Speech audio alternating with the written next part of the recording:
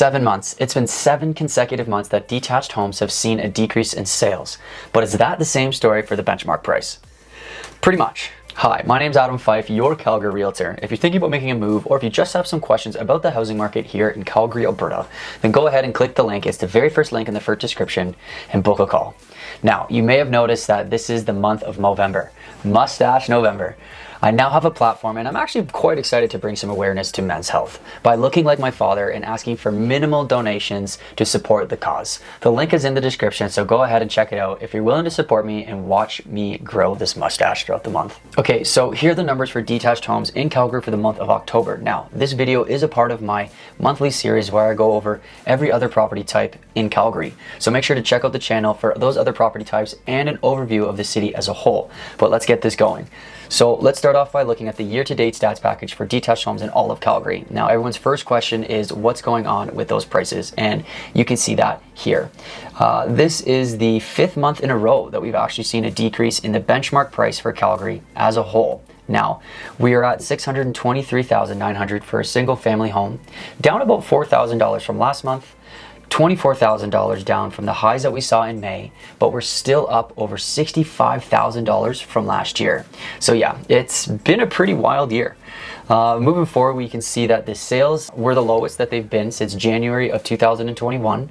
New listings as well as inventory have both fallen together, which is good to see. And the days on market for detached homes was the same as it was last month, and the highest that it's been all year at 36 days. Now, let's remember that this is all of Calgary. We need to break it down into quadrants and communities to get the full picture. So let's keep going with that. All in all, you can clearly see that the detached home sector is slowing down. Next, I really do like this graph because you can clearly see a run up in price and then it quickly falling off over the past few months. Now, the red bar is price, the blue bar is inventory, and the green bar is sales. And just look how fast those prices increased in the first half of the year.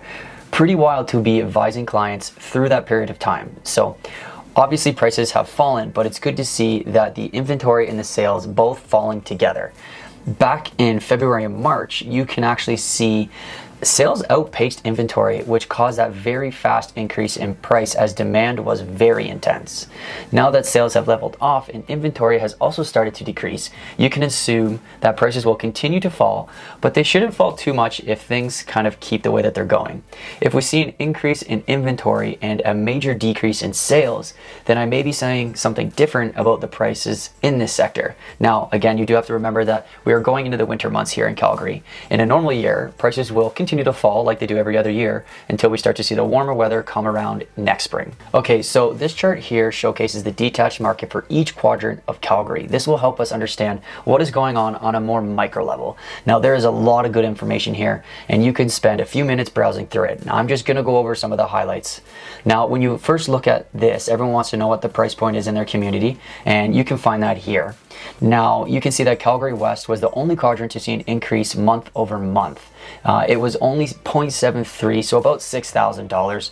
Really not that much of anything when the benchmark price is about $800,000. Besides that quadrant, every other quadrant saw decreases month over month, with the Northwest, Southeast seeing the biggest decreases. Month over month was not that exciting, but when you look at the year over year, you can see some pretty high percentages with the North and Southeast seeing the biggest increase and City Center seeing the smallest. But moving along and talking about supply and demand, most quadrants are at 2 months of supply, which is still considered to be a seller's market, with City Center being the closest to a balanced market where prices really shouldn't fluctuate too much. Now, even though prices are falling with higher interest rates, I would argue that most of Calgary is still in a seller's market, with products still moving quickly and going conditional within the first couple of weeks. Let's just take a peek at Calgary South here, for example. They have 99% sales to new listing ratio. Southeast also saw 91%. So I would have to say that those are pretty hot markets still. The issue that I am seeing is that sellers are continually asking for those August, September prices instead of adjusting for the lower price point as the market continues to shift. Now, this in turn hurts them at the end of the day. If a realtor can call out an overpriced listing that the seller may lose out on those very important first 14 days of the market being too expensive compared to your neighbors. Now, strategy is key in any market, so make sure to do your research. Okay, so moving along, let's take a look to see what price points are the most popular in Calgary. You can see that the $500,000 to $600,000 price point is the most active, whereas other popular price points really do closely follow.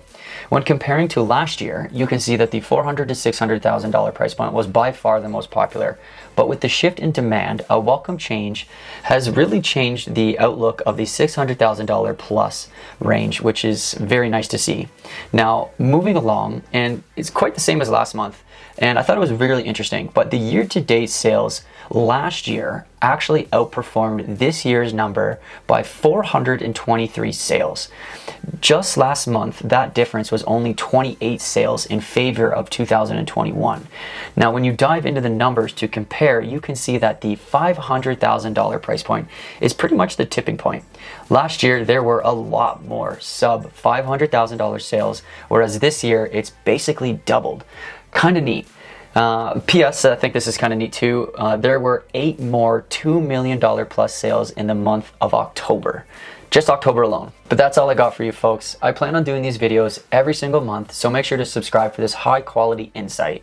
Book a call with me if you want to dive into these numbers in a lot more detail, as this was just a very brief overview. There is still so much to unpack here, and I don't want to overdo it in this video, but just make you aware that strategy is definitely key depending on where you're looking. So make sure to subscribe and feel free to donate if you like. Until next time, peace.